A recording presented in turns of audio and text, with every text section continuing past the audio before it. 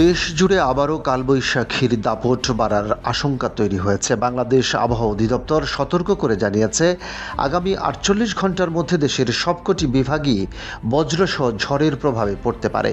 বিশেষ করে পশ্চিম ও উত্তর পশ্চিম দিক থেকে আসা দমকা হাওয়ার গতি ঘন্টায় সর্বোচ্চ ৮০ কিলোমিটার পর্যন্ত পৌঁছাতে পারে, যা অনেক এলাকায় স্বাভাবিক জীবনযাত্রায় ব্যাঘাত ঘটাতে পারে। এর সঙ্গে বজ্রপাত ও ভারী বৃষ্টিপাতের আশঙ্কাও বাড়ছে, ফলে ঝুঁকি আরও বাড়ছে জনসাধারণের জন্য। সংস্থাটির ঝড় সতর্কীকরণ কেন্দ্র জানিয়েছে, রবিবার দুপুর ১টা থেকে শুরু করে পরবর্তী ২ দিন দেশের রংপুর, রাজশাহী, ময়মনসিংহ, ঢাকা, খুলনা, বরিশাল, চট্টগ্রাম ও সিলেট বিভাগের বিস্তীর্ণ অঞ্চল এই ঝড়ের আওতায় আসতে পারে। এসব অঞ্চলে ঘন্টায় ৬০ থেকে ৮০ কিলোমিটার বেগে দমকা বজ্র ঝড় বয়ে যাওয়ার সম্ভাবনা রয়েছে। আকস্মিক এই ঝড়ের কারণে গাছপালা উপড়ে পড়া, বিদ্যুৎ বিভ্রাট কিংবা যোগাযোগ ব্যবস্থায় বিঘ্ন ঘটার আশঙ্কা উড়িয়ে দেওয়া যাচ্ছে না।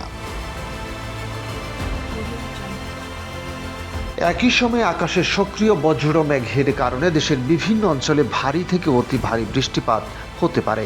বিশেষ করে ঢাকা, ময়মনসিংহ, চট্টগ্রাম ও সিলেট বিভাগের কোথাও কোথাও ৪৪ থেকে ৮৮ মিলিমিটার পর্যন্ত ভারী বর্ষণ এবং ৮৮ মিলিমিটারের বেশি অতি ভারী বৃষ্টিপাতের সম্ভাবনা রয়েছে। এতে করে নগর ও নিম্নাঞ্চলে সাময়িক জলাবদ্ধতা সৃষ্টি হতে পারে, যা জনদুর্ভোগ বাড়াতে পারে। অন্যদিকে চট্টগ্রাম বিভাগের পাহাড়ি এলাকাগুলোতে পরিস্থিতি আরও ঝুঁকিপূর্ণ হয়ে উঠতে পারে। অতিরিক্ত বৃষ্টিপাতের ফলে সেখানে ভূমিধসের আশঙ্কা রয়েছে বলে জানিয়েছে আবহাওয়া অধিদপ্তর।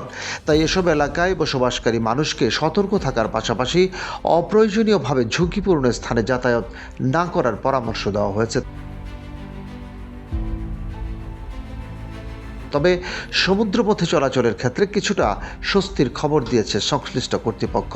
চট্টগ্রাম, কক্সবাজার, মোংলা ও পায়রা সমুদ্র বন্দরগুলোকে পূর্বে জারি করা সতর্ক সংকেত নামিয়ে ফেলতে বলা হয়েছে, যা ইঙ্গিত দেয় যে সামুদ্রিক আবহাওয়া তুলনামূলকভাবে স্বাভাবিক অবস্থায় ফিরছে। সবকিছু মিলিয়ে আগামী ৪৮ ঘন্টা দেশের আবহাওয়া পরিস্থিতি বেশ অস্থির ও ঝুঁকিপূর্ণ থাকতে পারে। কালবৈশাখী ঝড়, বজ্রপাত এবং ভারী বৃষ্টিপাতের সম্মিলিত প্রভাবে জনজীবনে বিঘ্ন ঘটার সম্ভাবনা রয়েছে। তাই সবাইকে প্রয়োজনীয় সতর্কতা অবলম্বন করার পাশাপাশি আবহাওয়া সংক্রান্ত সর্বশেষ আপডেটের দিকে নজর রাখার আহ্বান জানিয়েছে সংশ্লিষ্ট কর্তৃপক্ষ। ডেস্ক রিপোর্ট, বাংলাবাজার পত্রিকা।